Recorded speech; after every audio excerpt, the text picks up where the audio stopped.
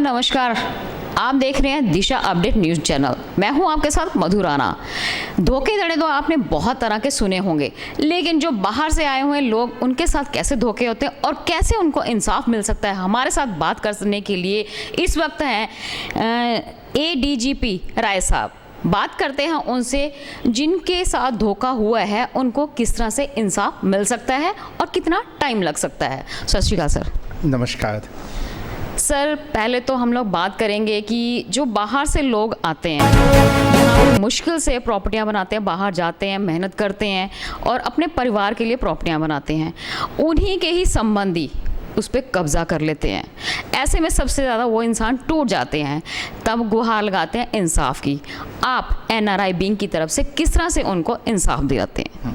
बिल्कुल, आपने ठीक कहा कि वो जो पंजाब के लोग बाहर गए हैं, वहाँ पे उन्होंने मेहनत की, पैसा कमाया, पैसा वापस भेजा और जो पैसा वापस भेजा उससे जो प्रॉपर्टी बनी वो उन्हीं के परिवारजनों ने उसको अपनी हड़प लिया।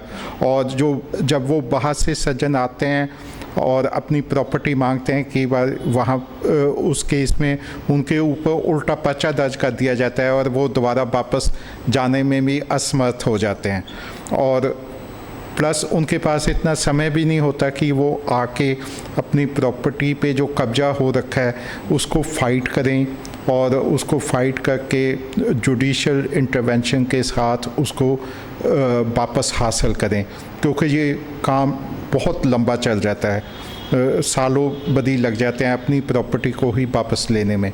तो इसी कारण से अभी पंजाब सरकार ने ये उपराला सोचा है कि कुछ ऐसा कानून बनाया जाए कि कोई ऐसी एजेंसी बनाई जाए जो NRIs की प्रॉपर्टी है उसको प्रोटेक्ट कर पाए और उसकी कस्टोडियन बन पाए, ताकि NRIs की प्रॉपर्टी अगर यहाँ पे सेफ होगी तो उनमें एक सेंस ऑफ कॉन्फिडेंस होगा, फिर वो यहाँ पे आके अपना मनी इन्वेस्ट भी करेंगे, यहाँ पे प्रॉपर्टी खरीदेंगे और यहाँ पे आके इन्वेस्ट करेंगे, तो उससे पंजाब का फ़ायदा होगा कि बाहर से रिसोर्सेज हमारे यहाँ प्रदेश में दोबारा आएंगे। जो बाहर से आते हैं सर, जब यहाँ पे प्रॉपर्टी बनाते हैं, जब उनको पता चलता है कि भाई हमारे ही रिश्तेदारों ने उस पर कब्जा कर लिया, वो टूट जाते हैं। ऐसे में उनको समझ में भी नहीं आता कि हम लोग क्या स्टेप उठाएं, कहाँ जाएं, कहाँ नहीं।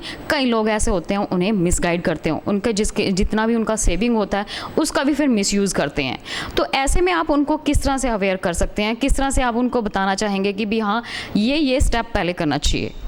देखिए, सबसे पहले तो जो है कि इस जो प्रॉपर्टी रिलेटेड केसेस होते हैं इसमें अलग अलग चीज़ें इन्वॉल्व होती हैं। उसमें रेवेन्यू एजेंसीज़ भी इन्वॉल्व होती हैं, उसमें जुडिशल एजेंसीज़ भी इन्वॉल्व होती हैं, उसमें पुलिस भी इन्वॉल्व होती है।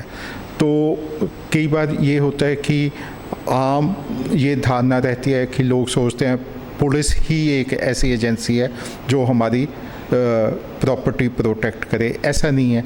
उसमें अगर आपकी प्रॉपर्टी किसी ने हथियार ली है तो आपको जुडिशरी में भी इमीडिएटली अप्रोच करना पड़ेगा। आपको जो डैमेज हुआ है या आपके डॉक्यूमेंटेशन ख़राब हुई है उसको ठीक कराने के लिए आपको रेवेन्यू अथॉरिटीज़ को भी अप्रोच करना पड़ेगा, ताकि उसमें जो डॉक्यूमेंटेशन में करेक्शन करानी है वो रेवेन्यू एक तरह से आपको तीनों फ्रंट के ऊपर अपना काम करना पड़ेगा।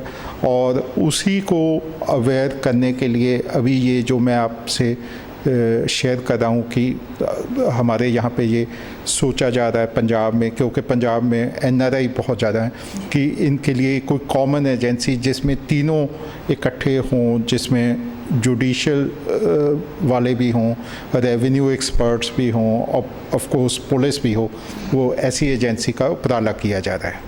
जब यहाँ पे रहते रहते इंसाफ की गुहार लगाते लगाते उन्हें बहुत ज़्यादा टाइम हो जाता है, इतना टाइम उनको होता भी नहीं है क्योंकि बाहर जाना होता है। तो ऐसे में यहाँ की सरकार, यहाँ की गवर्नमेंट क्या करती है और वहाँ की गवर्नमेंट जो होती है उनसे किस तरह से टाई अप करते हैं ताकि उनको टाइम मिल सके या फिर उनका थोड़ा सा बेनिफिट हो सके? इस तरह से कुछ काम किया जा सकता है, क्योंकि परेशान हो जाते हैं लोग। बहुत ज़्यादा परेशान होते हो, और मैंने फेस किया है ऐसे लोगों को। बिल्कुल, और बहुत एग्जांपल्स हैं जो आप कह रहे हो। और अब मैंने तो अभी मेरे को यहाँ पे लगे हुए 1.5 साल हुआ है, 1 साल 6 महीने होने वाले हैं। तो इस समय में मैंने देखा कि आम आदमी और इवन हमारे जो सीनियर ऑफिसर भी रहे हैं, वो उनको भी यहाँ पे प्रॉपर्टी के बड़ी प्रॉब्लम्स आती हैं। तो इसके लिए यही किया जा सकता है कि हम धीरे धीरे अपने कानून में कोई तब्दीली लाएं, और अपनी जो प्रोसेसेस हैं, जैसे कई बार जुडिशल प्रोसेसेस का बहुत टाइम लगता है, तो उनको कोई फास्ट फॉरवर्ड करें, क्योंकि जो बाहर के लोग हैं वहाँ पे हर एक काम बड़ी जल्दी से और सिस्टम में होता है। हमारे यहाँ पे काम बड़ा स्लो होता है, तो उनकी जब यहाँ आते हैं उनकी यही उम्मीद होती है कि हमारा काम वैसे क्यों नहीं हो रहा जैसे कि बाहर होता है। तो उसके लिए हमें थोड़ा काम करना पड़ेगा। तीनों चीज़ों पे हमें नई लेजिस्लेशन लानी पड़ेगी, नए कानून बनाने पड़ेंगे। और बात करते हैं मैट्रिमोनियल डिस्प्यूट केसेस के। हमारे पंजाब में बहुत सारे ऐसे केसेस बढ़ते जा रहे हैं सर। यहाँ से कॉन्ट्रैक्ट मैरिज करते हैं, बाहर चले जाते हैं, धोखाधड़ी होता है, यहाँ पे सुसाइड कर लेते हैं। और केसेस अब उठ रहे हैं ज़्यादा, ये पहले से ही थे? देखिए, इसमें थोड़ा सा चेंज हुआ है। पहले ज़्यादा केसेस ऐसे आते थे कि बाहर से NRI आके यहाँ पे मैरिज कर लेते थे और लड़कियों को यहाँ छोड़ जाते थे। अब जैसे जैसे हमारी सोसाइटी चेंज हुई है और बाहर एजुकेशन एक ऑप्शन बन गया है आज की डेट में। पहले तो इमिग्रेशन के ऑप्शन लिमिटेड थे, अब education is also a channel कि जिससे आप इमिग्रेट कर सकते हैं। तो इसीलिए हमारे आप कहिए कि अब न्यूजीलैंड, ऑस्ट्रेलिया, यहाँ पे लोग जो इमिग्रेट कर रहे हैं वो एजुकेशन के थ्रू ही वहाँ पे पढ़ने जाते हैं, वहाँ पे डिग्री प्राप्त करते हैं और वहीं पे उनको सिटीज़नशिप मिल जाती है, परमानेंट रेजिडेंसी मिल जाती है। तो धीरे धीरे इसमें क्या हुआ है कि जो हमारी लड़कियां हैं वो लड़कों से आगे हैं, वो जाके जल्दी बाहर सेटल हो जाती हैं और फिर वो लड़कों को बुलाती हैं। और कई बार ऐसा हुआ है, अभी रिसेंटली हुआ है कि वो लड़कियां इन लड़कों को बुलाती नहीं, और जैसे ये लवप्रीत का आपने बताया, ये बड़ा दुर्भाग्यपूर्ण हुआ कि उस लड़के ने सुसाइड कर ली। पहले एक टाइम था सर, लड़के थे वो करते थे, पंजाब की लड़कियां रोती थी। अब लड़कियां हुई है, ऐसा क्या हो गया कि ये केसेस इस तरह से बहुत ज़्यादा उछल के सामने आ रहे हैं? नहीं, बहुत ज़्यादा तो नहीं, पर एक होता है थोड़ा सा। इसमें मेरे को लगता है कि शायद कोविड भी कहीं पे रिस्पॉन्सिबल रहा है कि कोविड के कारण जो इमिग्रेशन की प्रोसेस थी वो स्लो डाउन हुई है, उसमें काफ़ी हर्डल्स आ गए हैं। अभी भी आप देखिए आज की डेट में भी कनाडा जाना इतना सीधा नहीं, आपको थ्रू वेरियस कंट्रीज़ जाना पड़ता है।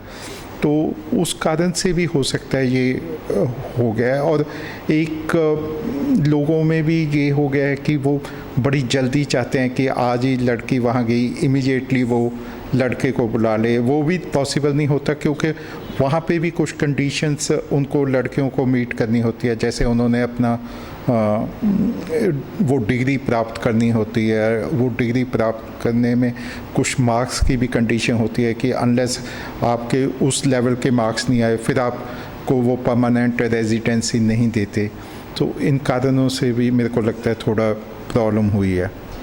सर, NRI विंग किस तरह से काम करते हैं? क्योंकि अभी भी लोगों में अवेयरनेस नहीं है, यही सोचते हैं कि बाहर से जो आए हैं ये सिर्फ उन्हीं के लिए है। अब काइंडली थोड़ा सा लोगों को बताइए किस तरह से काम करते हैं ताकि लोगों में अवेयरनेस जाए। देखिए, हमने इसके बारे में अवेयरनेस थोड़ा कम का कारण ये भी कोविड भी रहा है, क्योंकि हम उतना लोगों को रीच आउट नहीं कर पाए, पर हमने उस चीज़ को टैकल करने के लिए टेक्नोलॉजी का सहारा लिया है और हम अपना ईमेल सभी लोगों को उपलब्ध कराते हैं ताकि लोग ईमेल पे ही कहीं भी बैठे कंप्लेंट कर पाएँ। तो हमारा मे बी जब कोविड की कंडीशंस ठीक हो जाती है हम और लोगों को रीच आउट करेंगे।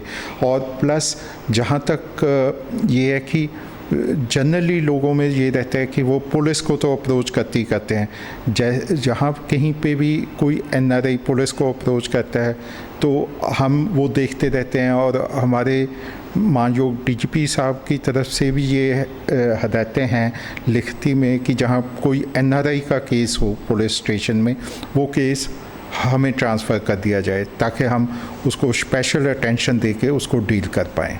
Thank you so much sir, thank you ji.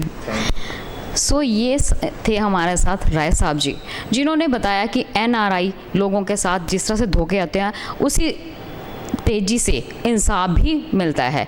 NRI के बीइंग के बारे में आप सबको समझाया है। तो जिस तरह से आपके पास अगर कोई केसेस हो तो उसको दबाएं ना, चुप ना रहें, आगे आएँ, इंसाफ की गुहार लगाएं।